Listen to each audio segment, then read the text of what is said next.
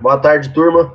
Dando continuidade no nosso trabalho de cafeicultura, do professor José Marcos, caímos com o tema bacteriose no cafeeiro, ou mancha aureolada.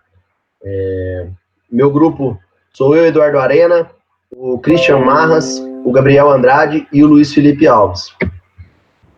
A mancha aureolada é uma doença que vem se destacando muito na cafeicultura nos últimos anos. Ela é causada pela bactéria Pseudomonas e foi constatada pela primeira vez em 1955, na região de Garça, no estado de São Paulo. Aqui são algumas fotos, vocês podem ver a forma dela, bem típica. Aqui mais uma foto aqui, também podendo ocasionar a seca dos ponteiros, sendo uma doença que tem que deixar o produtor bem ligado também. Elas são mais comuns nas regiões cafeeiras, em locais mais frios, como exemplo, o estado do Paraná e também o estado de São Paulo. Nos últimos anos, tem se constatado também nas zonas cafeeiras do Cerrado Mineiro, na parte do Triângulo e do Alto Paranaíba, e também no sul de Minas, aí na nossa região, e nas áreas de elevada altitude das matas de Minas. Tem maior severidade em lavouras novas, com até 4 anos, e as lavouras velhas também, que já foram podadas, e os viveiros de muda, que podem ser altamente vulneráveis a essa doença. O agente etiológico é uma bactéria gram-negativa com células em formas de bastonetes retos e levemente curvados, com medidas que variam de 0,5 a 1 por 1,5 a 4 micrômetros. Se move por meio de 1 a 7 flagelos polares.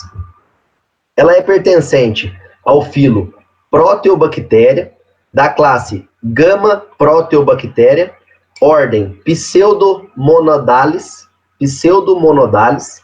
da família Pseudomonadaceae e também do gênero Pseudomonas, com a espécie Patovar gacae.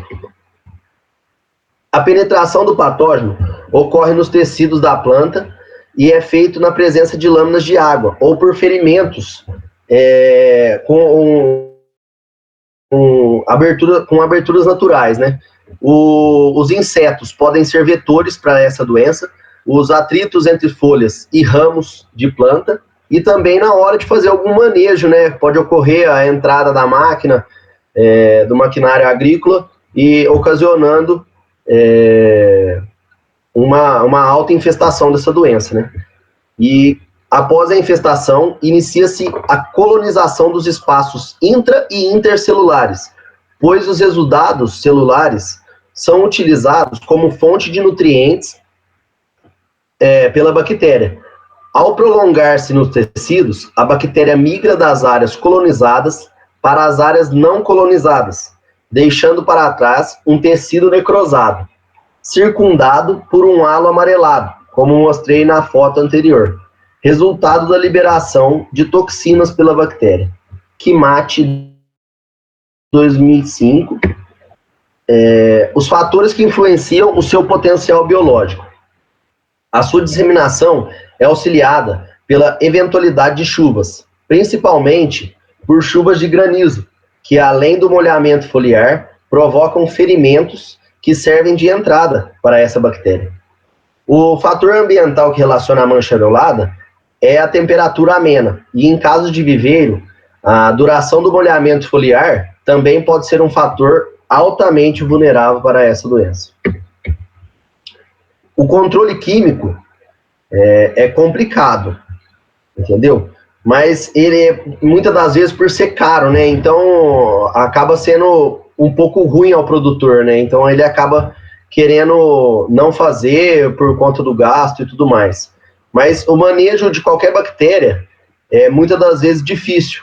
E, por o melhor controle é evitar sua entrada na planta, iniciando desde do plantio de mudas e plantas sadias, né, livres de bactérias, visto que a única forma de tentar controlar essa doença é por meio de aplicações de bactericidas, que são pouco eficientes e podem ocasionar facilmente a resistência da bactéria ao produto. O controle é difícil e com um custo muitas das vezes elevado, como eu disse agora. O controle químico estão obtendo os melhores resultados por meio de pulverizações preventivas com cúpricos a campo e também com hidróxido de cobre e casugamicina no viveiro, por forma de pulverização, né? O único antibiótico com registro para cultura no café é esse que eu acabei de dizer. No viveiro, como eu disse agora, nós poderíamos fazer um hidróxido de cobre e casugamicina, e também no campo o hidróxido de cobre de 2 a 2,5 quilos por hectare, o hidroxicloreto, o oxicloreto de cobre de 3 a 4 quilos por hectare, e o hidróxido de cobre de 2 quilos de hidróxido de cobre e mais 2 quilos também de mancozeb. As medidas culturais de controle para o manejo de mancha aurelada tendo início antes da formação dos cafezais, com a escolha das áreas também onde serão plantadas, que devem estar distante de áreas contaminadas com a bactéria. Um outro fator importante que deve ser levado em consideração é a formação de quebra-ventos ao redor dessa lavoura, interferindo a velocidade do vento que atinge essas plantas. Uma das principais formas de disseminação do patógeno. Os viveiros de mudas de café devem ser instalados também em locais livres de ventos frios, com barreiras laterais. E o sistema de irrigação do viveiro deve ser monitorado para que seja evitado o vazamento dos bicos de aspersão, evitando assim um excesso de umidade das folhas e no local onde está sendo cultivado. Geralmente, a doença ocorre em alta severidade em lavouras de 3 a 4 anos, como eu já disse. E por esse motivo, nesta fase de crescimento, as plantas devem ser mantidas em pleno vigor, com uma adubação equilibrada, evitando-se deficiências nutricionais. O controle genético.